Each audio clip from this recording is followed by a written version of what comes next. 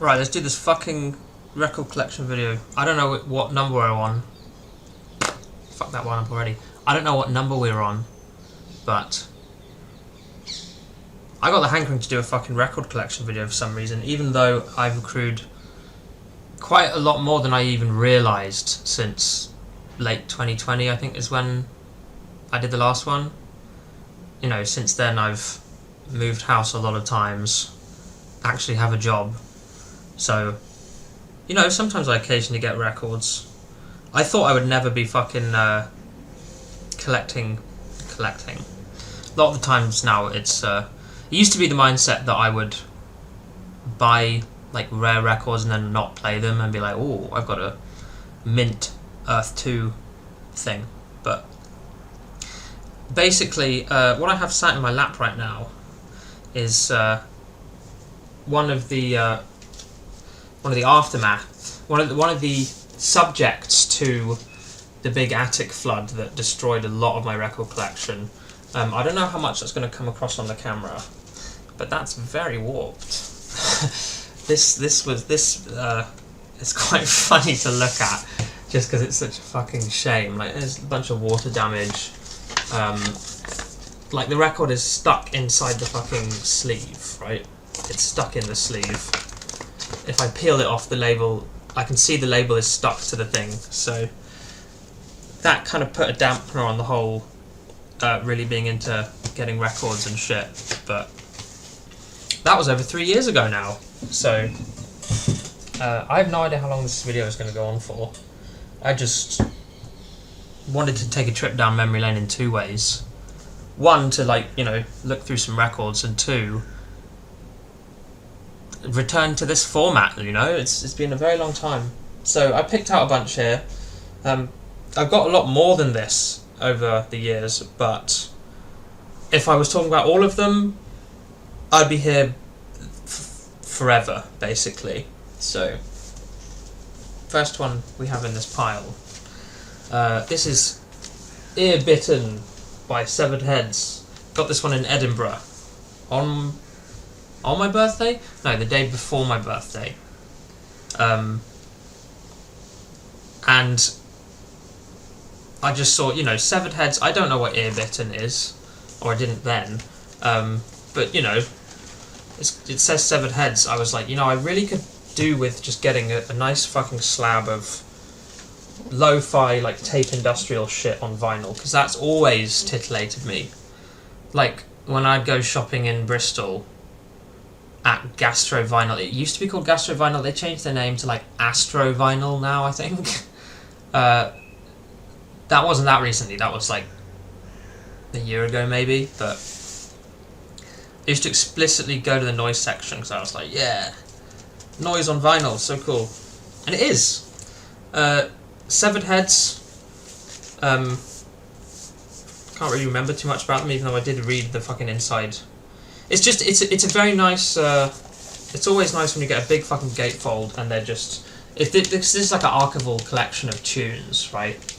Various tape experiments and, you know, really dusty, like, attic recordings. Makes you think of that one. Well, there's quite a lot of pictures of the Shadow Ring, but there's this one specific picture. If you Google the Shadow Ring band, the one where, I don't know if it is Graham Lamkin in the centre. I don't know which one of them is Graham Lamkin, but there's one in the centre with a cigarette. And I was just like, this is the coolest fucking picture ever. I love this. But yeah, reading the inside, you know, what are we talking about here?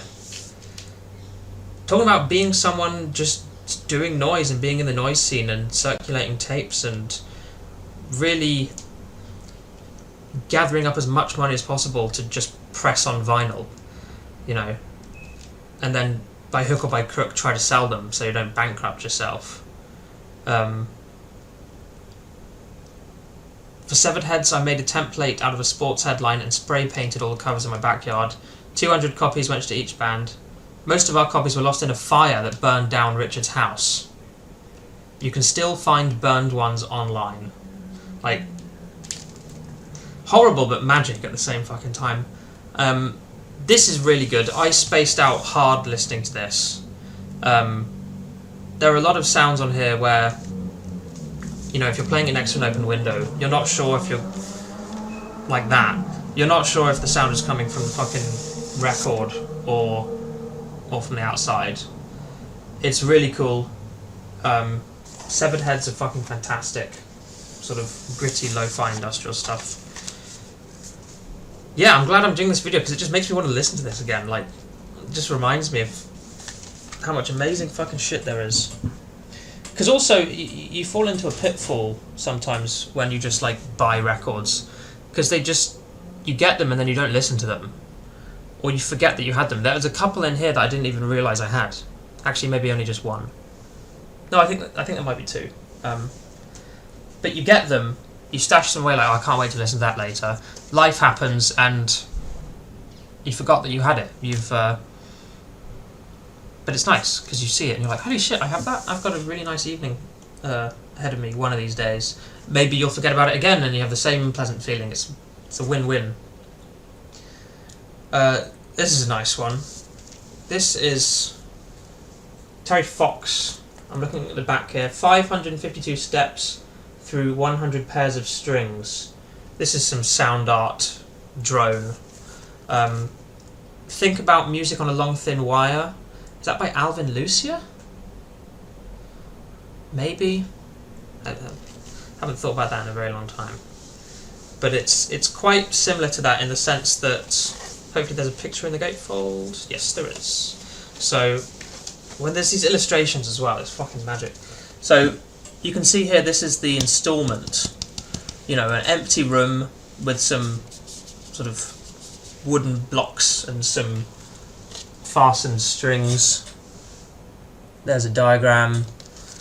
And then it just talks about what the record is. Like, it was a performance in my loft in San Francisco where I stretched 11 pairs of piano wires of 11 different thicknesses across the floor of my studio. Played them with a soft mallet in one hand and the score in the other. See, that's brilliant as well, because you can sometimes listen to these things and think that they're just improvised.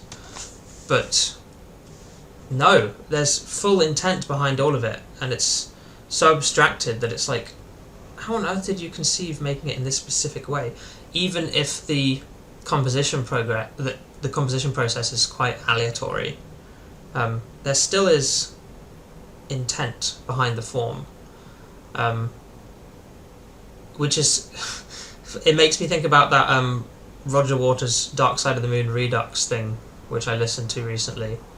I had a nice time listening to that. For those who don't know, it's a very, very what's the word that I'm looking for? Languid, very dulcet version of Dark Side of the Moon, with Roger Waters just sort of doing reflections of a man in his old age, sort of over the top. Lots of spoken word. One bit that I did find rather hilarious is Great Gig in the Sky, where he's just talking about he's got like barb hooks and twine or something. Not barb hooks. I keep thinking bell hooks, like the activist, but something hooks and twine. Talking about talking about hooks and twine in Great Gig of the Sky is like, there's a dissonance there that's hilarious, but it's also, it makes me happy that it exists. Now, the reason I'm talking about this is because there's a live album counterpart to that, where the monologuing is exactly the same, which surprised me. I thought the monologuing would be different for some reason. I thought that it was very much a sort of loose stream of consciousness over the top of this, you know, benzoed fucking Dark Side of the Moon.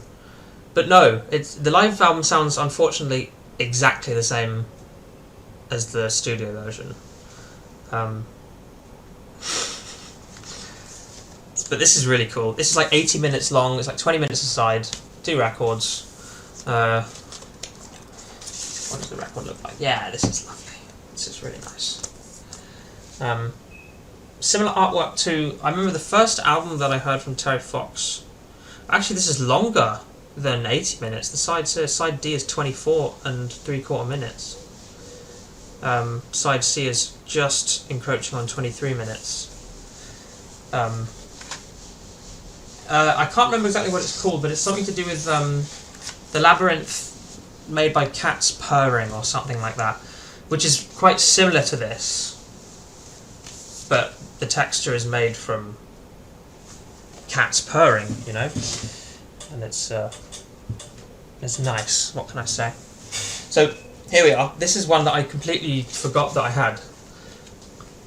I had no idea I had this. This is, you know, Richie Hawtin closer to the edit, which I'm guessing is a reference to the Art of Noise track, close to the edit. Yeah, one of the actually good Richie Hawtin album covers. I was getting really into these fucking, like, minimal techno and dub techno mixes back in late 2019, 2020. I remember Radio Rothko being really good, because any time Basic Channel or Maurizio would come up, I'd be like, oh my god, it's my guys. But I remember this being fucking good. I just had to listen to it again. Richie Hawtin, he's great. Consumed. I didn't listen to that for so long, and then one of my old friends was like, how have you not heard Consumed? It's like, everyone has heard this. So I listened to one of the first tracks. I'm like, shit, why hadn't I heard this earlier? This is fucking fantastic. And that's how the track Penguin came about. I have a track called Penguin, which is directly influenced by the sound on Consumed, in the sense that you just have that one note that just sort of gets reverbed and it has a lot of space around it. So I've a lot to thank that album for.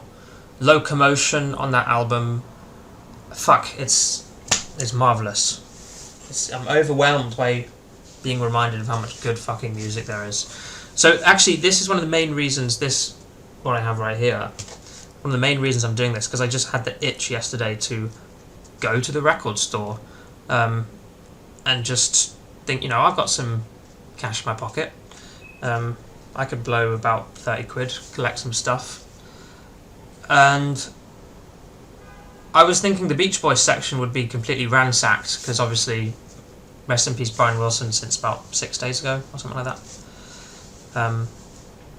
They only had, like, Surfer Girl MIU album, which I was very tempted to pick up. I'm not even sure. It was only £5. I don't know why I didn't, to be honest. But this was here. The best of the fucking best, you know?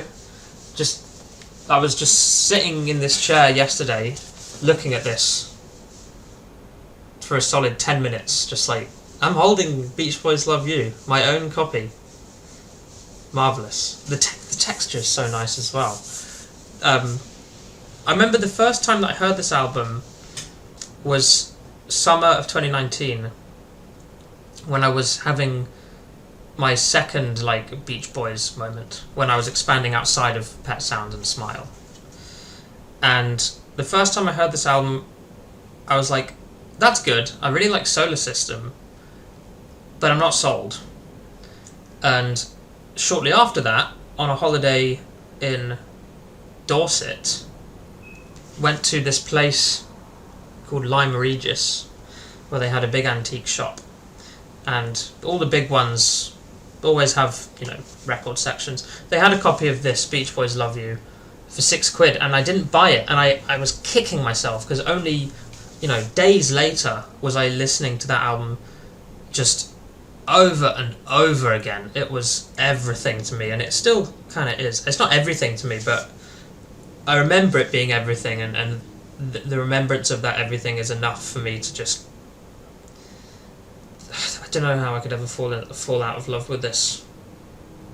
And just, like, there's also a thing in the digital age when you get used to only seeing the front cover art, right?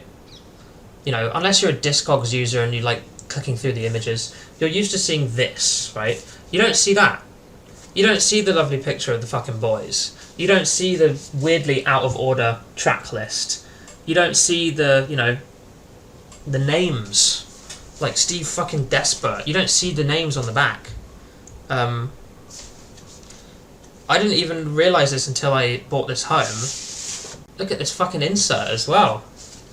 See, it's crazy because obviously Brian Wilson passed a few days ago, and so now this reads like a, you know, a memorial, you know, to Brian, whom we love with all our hearts. Look at this fucking picture. I mean, looking at pictures of the Beach Boys only gets better and better as you just dig deeper into their history. I've been reading Brian Wilson's I Am Brian Wilson memoir from 2016. Jesus Christ, that's something.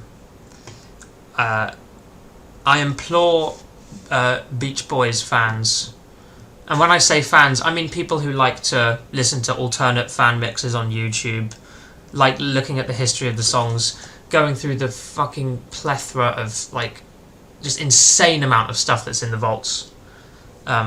Bootlegs and alternate versions of Smile and things like that. Read Brian Wilson's memoir if you really want to get even more of a guttural feeling behind those tracks. Because they'll have you thinking about tracks like Surfer Girl, just a completely ubiquitous track. They'll have you think about it in an even deeper way. And there's a series of pictures on the back. I'm not sure who this is. I should probably try and find out. But you've got a great fucking shot of Alan Mike there. Really good fucking shot.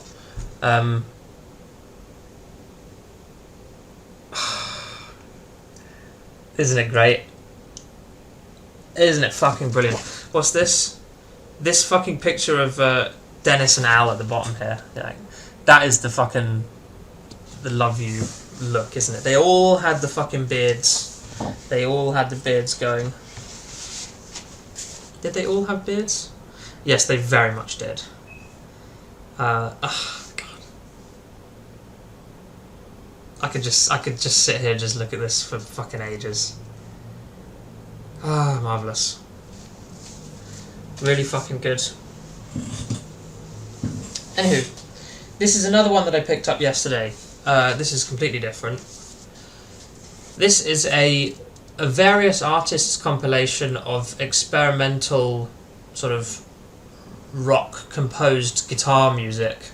Sort of, there's no wave in places. There's very textural, I wouldn't call them ambient or drone pieces, but similar to that. Music from Antarctica. I discovered this some 4 or 5 months ago. I can't remember how I found it, but looking at the artists on the back, you've got Blue Jean Tyranny, you've got Ned Sublette. Rhys Chatham is probably the reason why I found this. I think I was listening to Rhys Chatham at the time, or it might have been David Van Tichem. I was listening to David Van Tichem, and this might have caught my attention. The fucking Rhys Chatham track on this album is ridiculous. Drastic classicism for electric instruments. It is just... Is that John? No, it says Joseph Lennon. I thought it said John Lennon. This fucking track, oh my god, it is... You know, think Glenn Branca totalism, just wall of dissonant fucking guitar noise. Completely uncompromising. It kicks so much ass. It's so good. And I haven't listened to this on the vinyl yet, so it is going to knock my fucking socks off. I can't wait. And now this by David Van Tichem as well. It's fucking fantastic. Blue Jean Tyranny. I've loved Blue Jean Tyranny for goodness knows how long. This Time Could Be Your Time. I hope that's what it's called. This Time Could Be Your Time. No, it doesn't sound right. For some reason I feel like it was going to with N. Sorry.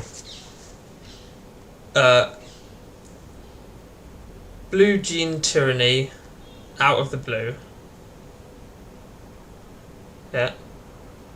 Show me the track list. Next Time Might Be Your Time. Next time. Not this time, next time. Yeah, the outro to that track. Fucking hell. 2018 memories. I remember playing that in the kitchen when I lived with my mates in Clifton, and it stopped Kieran in his tracks. He was like, fucking hell, that was good. That always was, what a marvellous moment that is, when you play something quite uncharacteristic on the Bluetooth speaker, and someone either like starts singing along to it, and it's a song that they've never heard before, or they're just like, fuck me, who's this? Remember having that with that Cardcaptor Sakura song, Catch You, Catch Me? Joe and Kieran would sing along to that, because I'd play it and then they'd be like, can you play that song again? Catch You, Catch Me. Forget Me Not's Patrice Rushen, yeah. And Messages from the Stars by Ra Band. Kieran was like, fuck me, who is this? This is so good. And it is. So, give my regards to Broad Street. Watched this film a few weeks ago. You know, I love Paul. I fucking love Macca. What can I say? He's another person I'm looking at this picture here. I'm just fucking smiling. Like, there he is. There he is. There's Paul. Weird fucking film. It really is just like, someone was missing here. Someone was not consulted in the process of making this film. God bless him, but it's extremely dreamlike in places just because of how loose it is. And it's just like, what, we're doing this now? Okay, we're doing 20 minutes of just playing songs, you know. It's not exactly The Last Waltz. It's Give My Regards to Broad Street, which happens to have a banging soundtrack, and, you know, the last part of the film where Paul is walking through an empty, basically derelict-looking Broad Street station. I'm a fucking train guy, right? So that's just like, oh god, it's fucking marvellous. It's worth watching the film just for that. I mean, also worth watching the film because you get to listen to the soundtrack, which has a very upbeat pop version of, well, pop version, more like a disco sort of energetic version of No More Lonely Nights, which reminds me a bit of his like Return to Pepperland stuff. Here, There and Everywhere, the version of Yesterday in Here, There and Everywhere, and he's in the studio doing that. Fucking brilliant. The silly love songs, like that's the really dreamy part of that fucking film. Because it's like, what?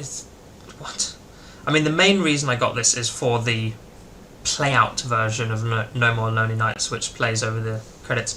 And look, I mean, yeah, so silly love songs, that's spearheaded by this fucking alien. It's so 80s. This exact type of gatefold, like marvellous. I gotta take a look at this for myself. Yeah, just moments for the film. You got the guy with the fucking monkey. Like, what the fuck was this about, right? The dude with the fucking chimp. Like, what was that about? Brilliant. And then, yeah, nice, very, very well maintained fucking inner sleeve. This is completely clean. And, fuck for that. I thought there was a massive scratch on here. It was a hair. And there's another hair. But this is fucking marvellous. I can't wait to listen to this. So little time. And it smells good as well. It has that old 80s attic cardboard smell, which just, fuck, good stuff. Give my regards to Broad Street. 80s Macca. I mean, I've been really going through, like, artists that were really popular in the 60s and 70s, and then they had an 80s period, which is like the infamous 80s period where Rolling Stones is doing dirty work and no one cares. Bob Dylan is doing Empire Burlesque and no one cares. Fucking Paul McCartney is doing Press to Play, right? And Give My Regards to Broad Street. This sort of like 80s crisis, like, David Bowie's doing Never Let Me Down again, or Never Let Me Down. I can't remember what it's called. I actually haven't listened to that album. I need to, but I was never a massive Bowie fan anyway. Apart from the song Fashion. Fashion. This one I got quite a while ago. This one I got. I think I got this one the day that my record collection. The day that I got the news that my record collection was scarpered. Basic tonal vocabulary, right? I was really looking for techno on vinyl. I really wanted some more fucking techno. I got this for £5. It's got the song Crap Rock on it, which is just like a surgeon mission statement as far as I'm concerned. The whole thing is brilliant. It's so minimal and fucking like uncompromisingly repetitive. It will remind a lot of people of like Gymnastics by Regis, although not as heavy, really. Some of the tracks are really fucking heavy, like Rotund, and like dense. But some of them are just like a like a sort of slightly atonal loop that just goes round and round and then it's off. 2 records, no bullshit.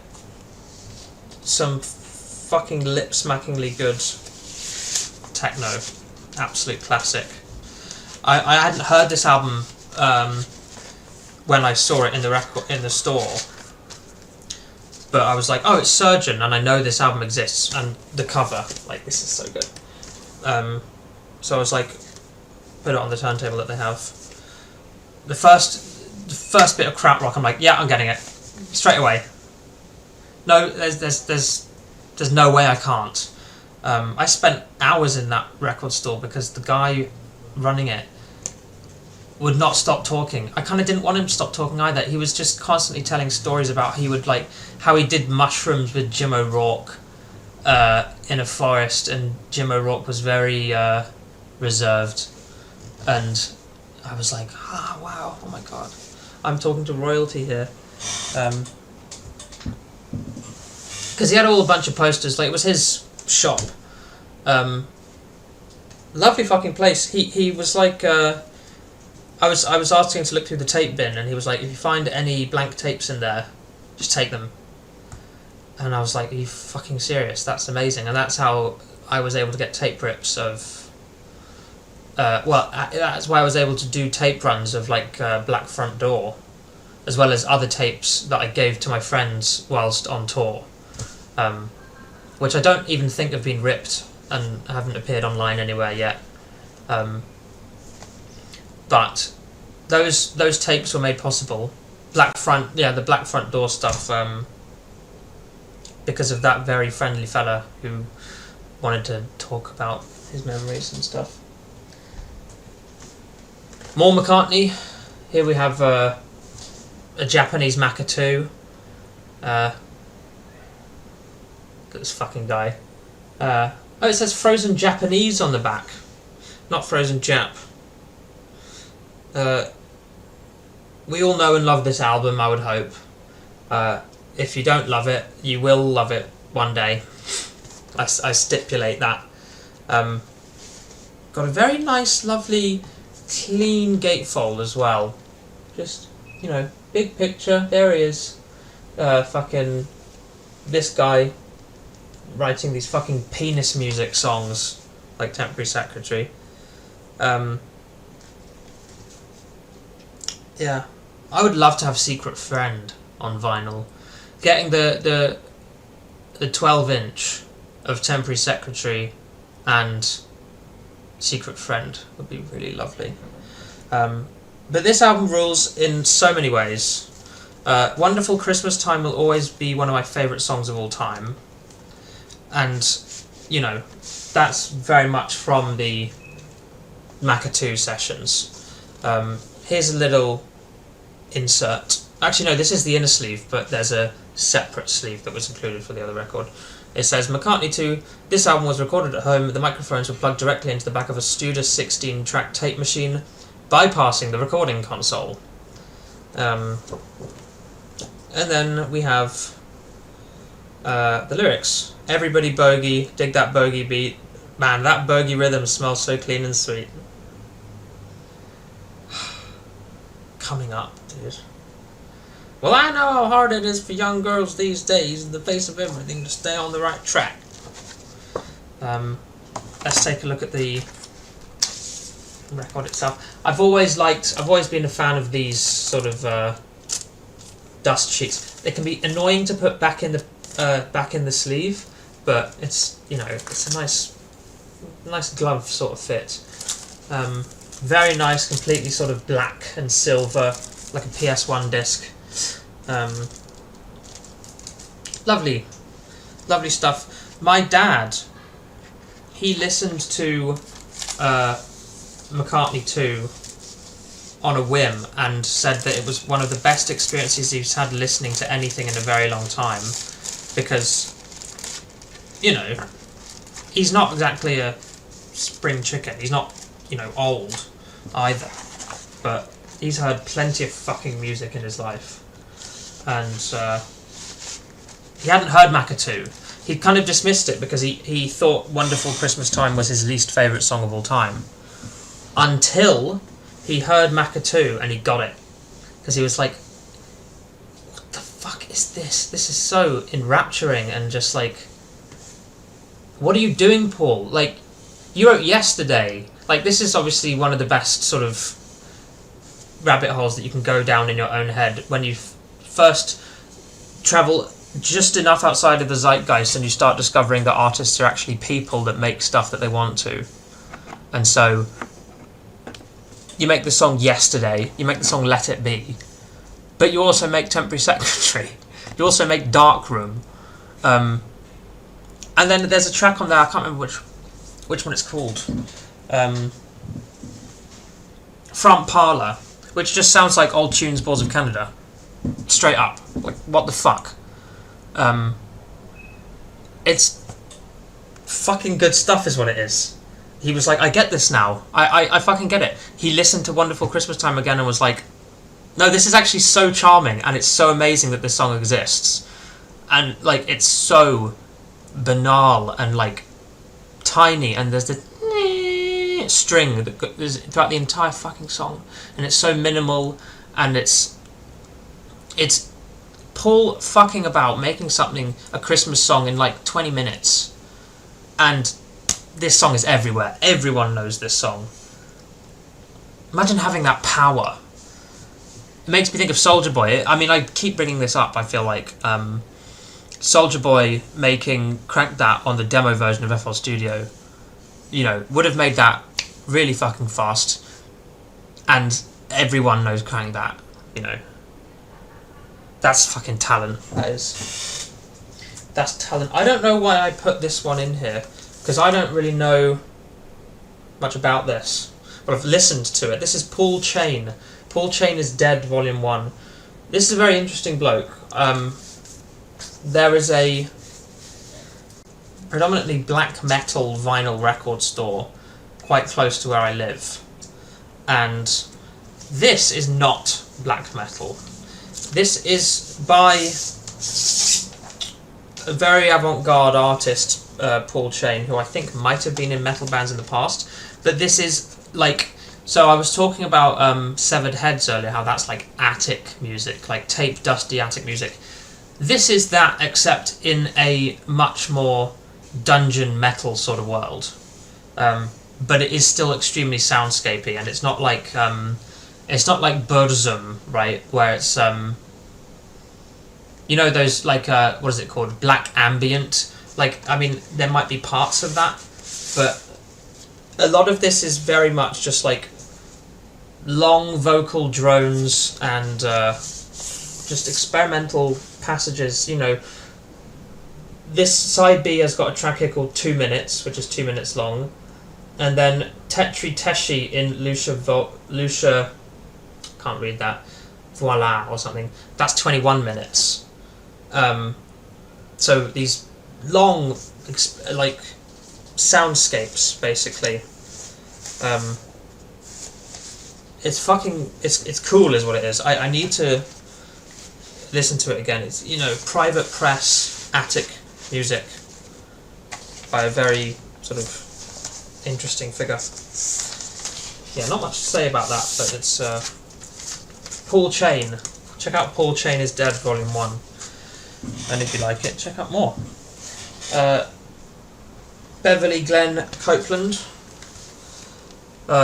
They have repressed a bunch of these in 2021. I thought this would be much newer. I didn't know these were around so long. I would have picked this up much earlier. Beverly Glenn Copeland, he's fucking fantastic. This album was incredibly influential to me when I first heard it, because it was like, I want to make music like this so bad, and it sounds so easy. It sounds like I could do that. But back in those days, I really hated the sound of my own voice, and I did not want to write lyrics. And I also just simply didn't have the chops, you know. It's amazing that a guy like Beverly Glenn Copeland can make something so ridiculously simple, and it sounds like you could just make it on any old keyboard. Any old keyboard. Very primitive electronic sounds on this. Like, it sounds like it comes from the keyboard that you would find in your school's music room, right? But he gets the most beautiful lilts and melodies and motifs from it. Specifically on this album, Keyboard Fantasies, because I've got a bunch of other records of his which are much more folky. Yeah, here we are. No Nonsense in a sleeve. Lovely thick, heavy vinyl. Transgressive is the label that this is on. I'm guessing that's the name of the repressor, right? I'll be very surprised. Oh no! No, I'm wrong. 1986 Transgressive Records. There you fucking go. Slow Dance, I remember being a massive standout when I first heard it. I was like, why can't I do this? Why can't I fucking do this? Maybe I could today. Maybe I could. My way, obviously. I could never replicate this. Because this is in a league of its own. It's fucking good. It's really good. We're going through these much faster than I thought I would be. Stereolab, switched on volume 5. This was 25 quid, like really fucking cheap. You know, like a nice heavy box of Stereolab. Like, how can you turn that down? You know, I picked it up. I hadn't listened to Stereolab in a very long time, but I used to be a massive fucking fan. I went through phases where I was, you know, transient random noise bursts with announcements. The first track on that, oh my god, I haven't heard that in so long. Like, see, this is why I'm doing this video, because it reminds me, First Tone, or what is that? First Pulse? Transient random noise bursts with announcements. The first track on this album is called Tone Bursts. That one, I haven't heard it in so fucking long. Any of those tracks. Wow. I've got such a massive selection of things to return to after this. Yeah, Tone Burst, like transient random noise burst with announcements, and also I think that was the main one actually, because I remember liking Mars Audiac Quintet, Dots and Loops. I don't need to name these, you know them. But I could never actually properly get into them. I can't even remember what any of the tracks on Dots and Loops sounds like for some reason. Emperor Tomato Ketchup, like, that was my first phase, but then the second phase was like, why have I not listened to Sound Dust before? Why have I not listened to Margarine Eclipse before? They were really like, when they go even deeper into the sort of space age lounge stuff, like, fucking yes, magical. remember listening to Marjorie and Eclipse and Sound Dust on the same walk where I first listened to in Beethoven, Sarah, and the first Robert Ashley album where he goes really grand, very titanically, like that.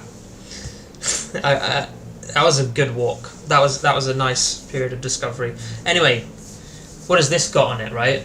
Well, I'll show you. You've got well, the camera's not very good, but this says Simple Headphone Mind. So the moment I saw that, I was like, fuck it, I don't care what the other tracks are, I'm getting this. It's got Simple Headphone fucking Mind on it. Which I was extremely pleasantly surprised, because my girlfriend hadn't heard any of Stereolab. When I got home with this, I put it on, and she was like, can you just play that side again, please? I was like, the other side is the same thing, the other side continues, and we just keep flipping Simple Headphone Mind for about a week. That was fucking good.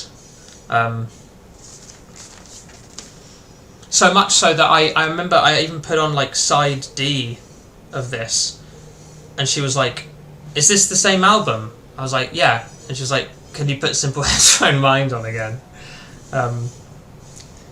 There's one specific track on here which really caught me off guard as to how fucking pretty it was. I can't remember what it was. It might have been Electro, He Held the World in His Iron Grip, like the second half of that track. That's another thing I really need to listen to, and very sampleable. Very sampleable. I was like, shit, that is hot. I don't even think I've listened to side E and side F yet, but let's open the gatefold. Very typical sort of, space age, library music, Stereolab artwork with the half-tone pressing with all the dots. And then every single track has got a nice write-up about it, which is always the best, isn't it? So this was made in 2022. Simple Headphone Mind. Which, if I didn't mention already, is the track that they did with Nurse with Wound. This is a good one. These are all great. These are all fucking brilliant. But this is a record I know very, very well. Colour Yes by Matthew Halsall. I think I first heard it maybe a couple of years ago. I think I was still living in Streatham at that point. Knocked me off my fucking rocker immediately with shit, I can't remember the song name. Together and I've Been Here Before are two very similar tracks. Very, very slow, spacious, two chords. That's all it is. Two chords. You've got Matthew Halsall on his trumpet. I think it's a trumpet. Yes, trumpet. You've got the harp. You've got unbelievably soft and mellow piano and bass. And I remember playing it on a boat trip with some old friends, and they were like, that's that feeling where it's like we're at a point in our life where we're experiencing a moment this fucking good, and Matthew Halsall is very much to thank for that. This album is just so good. I Found Joy as well is another do. I will say I do prefer the original cover art, which is like him sort of, I think sort of, has he got his arms crossed? I can't remember. He's got a hat on. I really love the original cover art for On The Go as well, where he's just like facing eastward with his trumpet. Something about that picture just gives me a really happy feeling. Cool jazz, Matthew Halsall. I really need to listen to his more spiritual jazz stuff. For some reason I just haven't gotten around to that. It's probably because this has been stuck on me for so long. This album is fucking exquisite. Matthew Halsall, Colour Yes.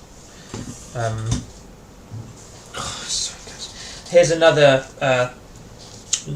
Beverly Copeland, there he is. This one is much more folky. The chords, like I can't remember too much about it. All I remember is that it drifted over me with the most ridiculously beautiful fucking chord arrangements. Dude, it's fucking good. This I got in the same place as the Stereolab compilation. I got this for 20 quid. I couldn't believe it. There's probably been like loads of represses of this or something. You know, I had to get it. I hadn't heard Les Raz in, you know, long time. That's the same with everything. I say that about everything these days. Like, I'm only 26 and somehow everything is like, oh, I haven't heard that in a while. I guess I just keep listening to new things. But, Heavier Than a Death in the Fucking Family is what this is. Yeah. Fiery red vinyl. This album changed my life, definitely. Not specifically Heavier Than the Death in the Family, but Live 77, which is the one that opens with Enter the Mirror, ends with the last one, and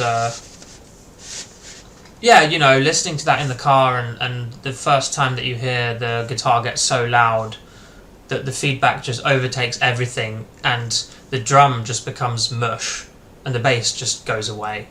It's, you know, everyone's heard Enter the Mirror at this point, right?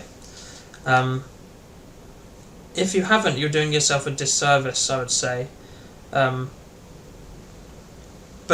you know, I think discovering this album, like, as a teenager, like, when you're 15, that's where it's at. Because, you know, I wasn't into noise music at that time either. I don't think I'd even discovered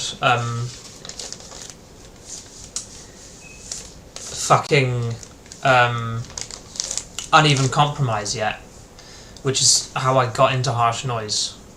Because I think I discovered Uneven Compromise right when Pokemon Go came out, because I remember going around my hometown listening to Uneven Compromise and Third Side of Tape a lot whilst playing Pokemon Go with a big fucking portable charger in my back pocket, burning a hole in my jeans. It was a hot fucking summer, that as well.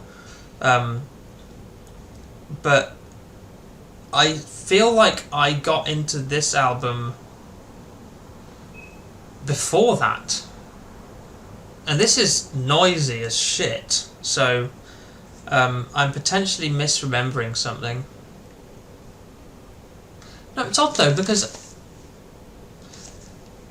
I did love White Light, White Heat, so I already did like noise rock and sort of very abrasive stuff, but not harsh noise, right? So that's good. I've just worked something out for myself. Like, you know, it wasn't like Uneven Compromise was just completely out of the blue, like, this is new to me. I already knew that I liked thick guttural fucking texture, because of Les Raz and Velvet Underground. European Sun was always my favourite on the first album, but that's where it's at. Oh, this is yeah, I wonder how many people will know this. This is Ross 154, or otherwise known as just 154, I think, on this.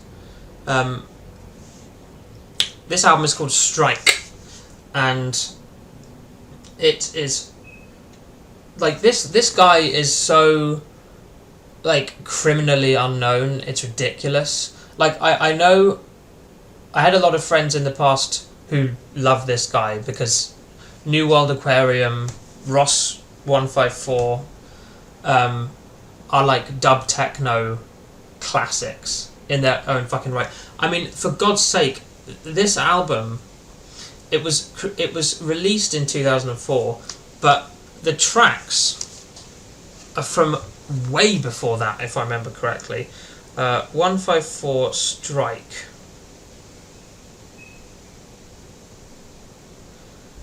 When was this album recorded? Because I know it was released in 2004. I might be getting mixed up. There are some New World Aquarium songs like NYC, which sound just insanely fucking ahead of its time. But this is slightly different. This is much more mellow dub techno. The first track, Sun, to all of you dub techno basic channel, chain reaction fans out there who have not heard the song Sun by 154, get ready for 10 minutes of just like, where the fuck has this been my whole life, right? Because immediately you'll know how good it is. Immediately, like I did. It'll just be like, shit, this is fucking fantastic. And then you've got the whole rest of the album ahead of you. You've got the EP, which I can't remember the name of. Something Lake. Maybe. Let me check. I know that I have it on my phone because I listen to it quite often. It's like Equity. It's called Dusk EP. But there's a song on it called The Pond and Iniquity's Den, and it just always makes me think of an expansive river scene at sunset. This was 50 quid, so I imagine I was very lucky stumbling across it. That's fucking expensive. But I thought, I fucking have to, because I got to play this shit. The moment I got home, I put Sun on, and it's like, you reconnect with realising how nice it is to have the visual of a record going around and thinking, this sound is coming out of that. I still have that to this day, The mystery of vinyl, even though it ducked down for a while, it reared its head when my life just got better, I think the better my life got, the more I remembered the things that I really loved in the past, and could actually enjoy them without feeling bittersweet. And like, oh, why don't I feel good about it now? But I'm back. So this is marvelous. Here's another Beverly Gang Copeland. Again, I wish I could talk about these more. I'm not too good with the track names. Reissue of his 1971 self-titled 1971. So fucking marvelous fucking stuff. Yeah, I'm gonna have a good time listening to those. Well, all of these. Christ on a Bike. Yeah, this is one I forgot that I had. The fucking Disco 3000. I completely forgot that I fucking had this. I haven't heard this album for a very long time. I just remember that the first time I heard it, I was like, this is fucked up. For Sun Ra. This is coming from someone who... One of my favourite albums is Atlantis, by Sun Ra. The first 4 or 5, depending on what version you're listening to. First 5 songs on that album. Very nice. Very mellow. Just like, hey, people gathered around making music. And then Atlantis comes and it's like, we're fucking sinking. Shit.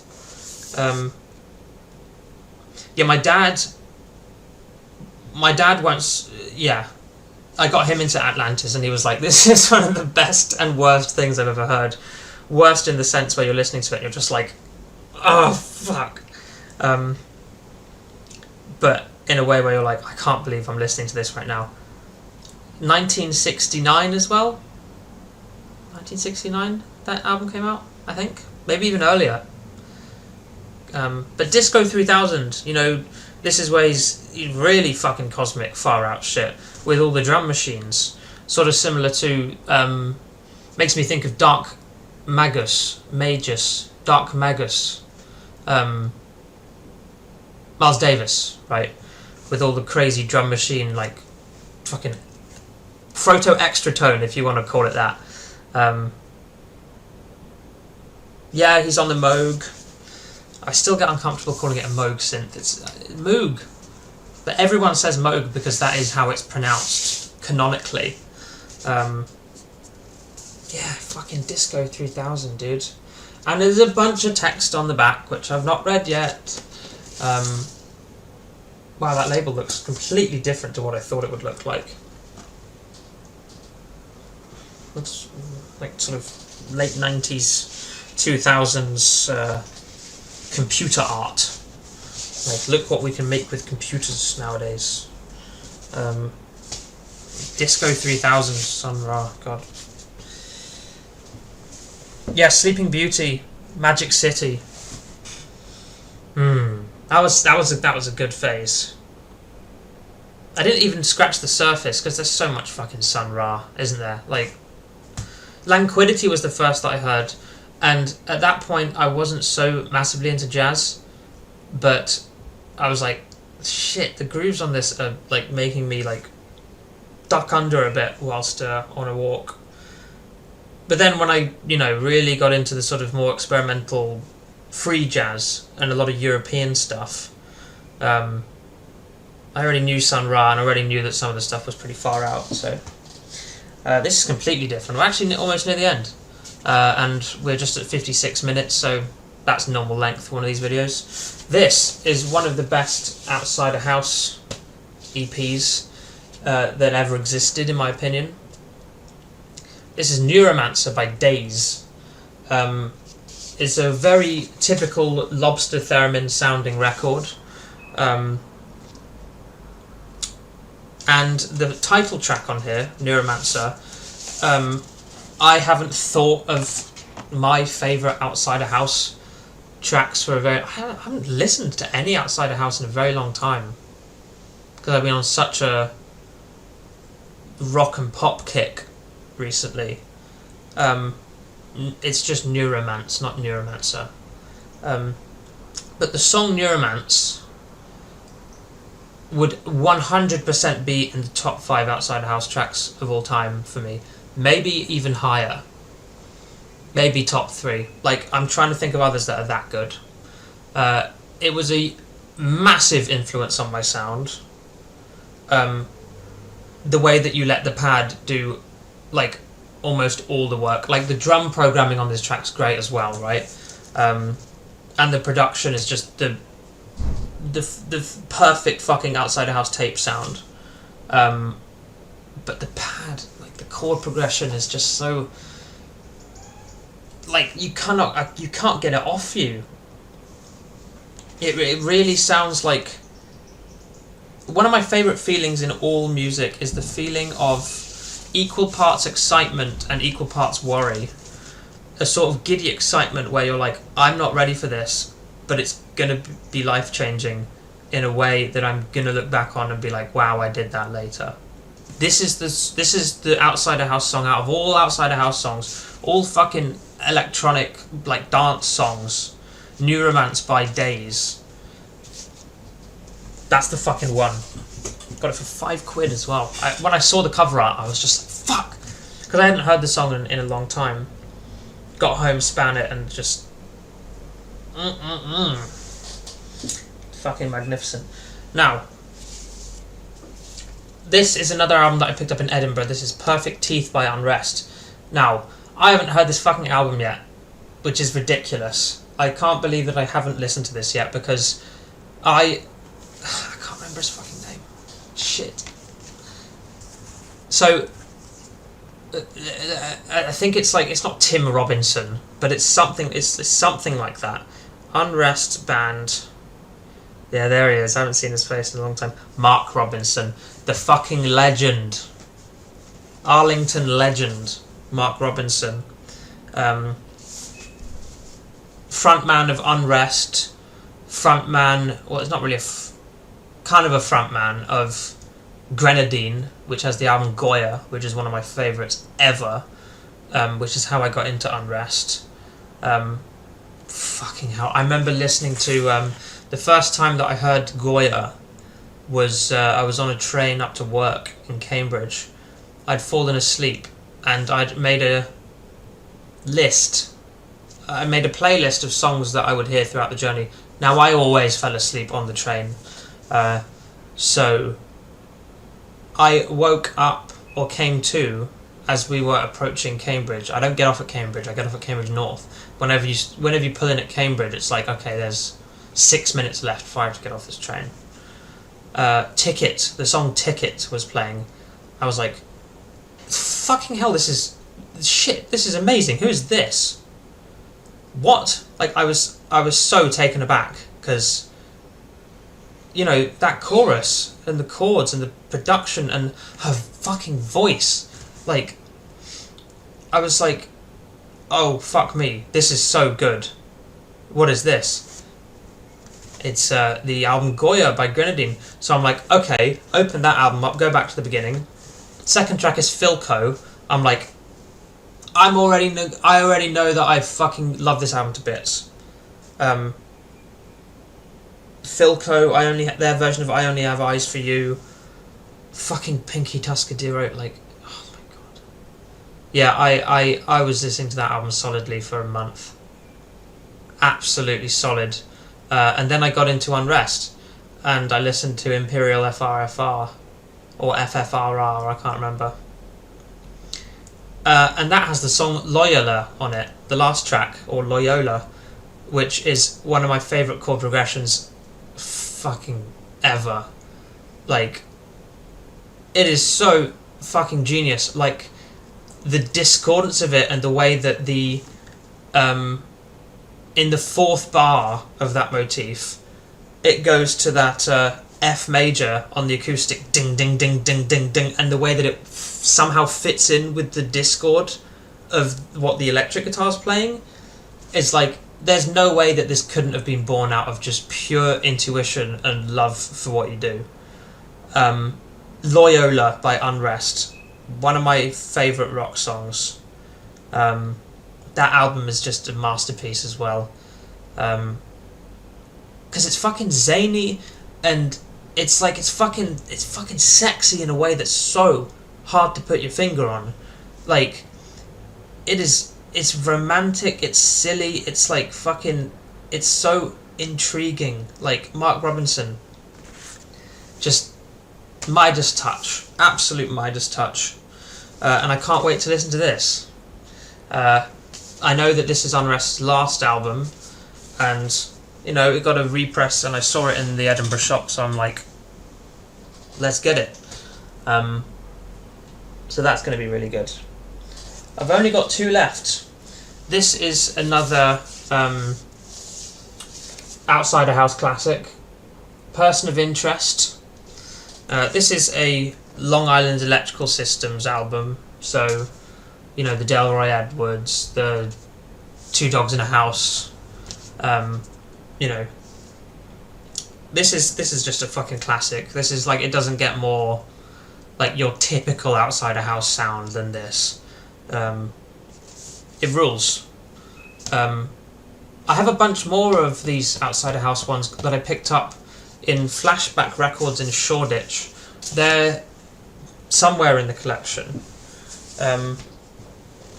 Like, I got Route 8, I feel like, is that what it's called? Route 8 House Music.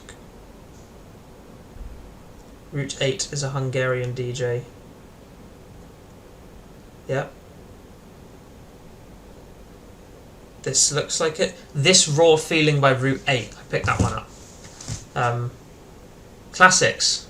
Just getting back to 2018, when I was really, you know, when Body Sand's Shining the Moneyball was my life. And, you know, one of my best friends, and I was lucky enough to be surrounded by people I fucking loved, and it was still one of my best friends. Just thinking about, yeah, Shining the Moneyball. This is the final one, and this is by far the most left field in the entire collection. I still can't even believe that I'm fucking holding this right now. So, A Story for Christmas, right? None of you are going to know what this is, so allow me to introduce this to you. First of all, for the people in the UK who are watching this, that is an Oxfam. That's an Oxfam price label. So I got this in an Oxfam in Edinburgh. This is Daniel Kitson, and maybe some of you will know who Daniel Kitson is. If you don't, maybe you'll know who Stuart Lee is. If you don't, this is the absolute fucking cream of the crop British alternative comedy. Absolute cream of the crop. Your Stuart Lee, Johnny Vegas, Daniel Kitson. That is the top. Like, nothing beats that for me. So this is a Daniel Kitson story, which is one that I've heard a lot of times before. I remember listening to it on the plane to Chicago for the second tour. And I remember just listening to it a bunch of other times, just because 2021 and early 2022, I was listening to Daniel Kitson constantly. Maybe even the most, actually. Just going through his sets, just all day long. And there are lots of bootlegs on Soulseek, so... this is a fucking Daniel Kitson double vinyl. Right? A Daniel Kitson double fucking vinyl, that I found in an Oxfam. Like, I sent this to my friend, who I'd recently gotten into Daniel Kitson, and she's been doing the great thing of getting all of her other friends into Daniel Kitson as well, which makes me so fucking over the moon. But I showed this to her, and she was like, what is your luck, Anton? Like, how are you stumbling across this sort of thing? It's the whole story on vinyl. Simply put, I have no idea why this exists.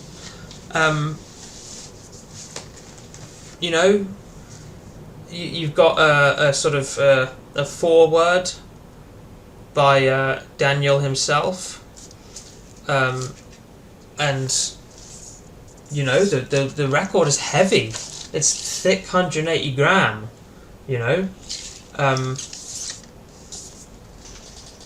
And it's just like, out of all of the things, I would never expect to see a fucking Daniel Kitson story on vinyl. Like, I'm trying to think what I could compare that to for people who don't know who this guy is. Okay, imagine you have a comfort video on YouTube that's 1.5 hours long, and it's mainly spoken word. It's not like you're watching something. You're mainly putting it on and listening to it. For some reason, the first thing that came into my mind was, let's say you're a big fan of true crime, and there's like an 1.5 hour long video that you just find really comfy, and you're listening to it. You're not really watching it, like Dreading, for instance. Imagine just in a charity shop or a thrift store, finding it on double vinyl, right? That's what this is. That's what this is. Your favourite Limmy stream, your favourite Germa stream, where you don't even need to watch it because you've seen it so many times. You see it in your head as you hear it, and you just have it. You put it on when you're going to sleep. You put it on while you're at work. You put it while you're out on a walk. Like that, but on vinyl, right? That's what this is. And it's a great fucking story as well. This guy has a knack for narrative and feelings, and just an absolute masterclass in sappy introspection. It's so marvellous. So fucking marvellous. It's heavy as well. Like this is a thick fucking bunch of wax and packaging. But that's that. That was much shorter. I thought I was going to be rambling on a lot more than that. But we're done here. I have a fuck ton of other records. I don't know if I'll do another one of these videos. This was a lot of fun though. Been reminded of just so many lovely things. It's crazy how you can go through that phase where you don't really get disenfranchised with music or like ingesting any new media, but it's not on the front of your mind, and you think about it because you're like, where did that feeling go? Like, what happened in my life Like, even though I know that I've been doing loads of things, like, that hasn't stopped me before from, you know, music always being like the thing that soundtracks everything, the thing where you can look forward to the end of the week and you think, wow, was it really a week ago that I was listening to and loving that? Because it feels like so long ago, because so much other stuff has happened. That amazing feeling, it can leave you, but as quickly as it leaves you, it can come back thick and fast and feeling even better. So this is a wonderful fucking selection of stuff. I really can't wait. I'm not sure what I'm going to be listening to first from here. I know that there was one where I said this is the one that I'm going to listen to. I've already forgotten which one it was, so that's fine, because it just means that when I look through them I'll be like, oh yeah, wow, that one. That was great. That was a lot of fun, actually. My mouse keeps fucking... I need to get new batteries for this. It keeps turning off.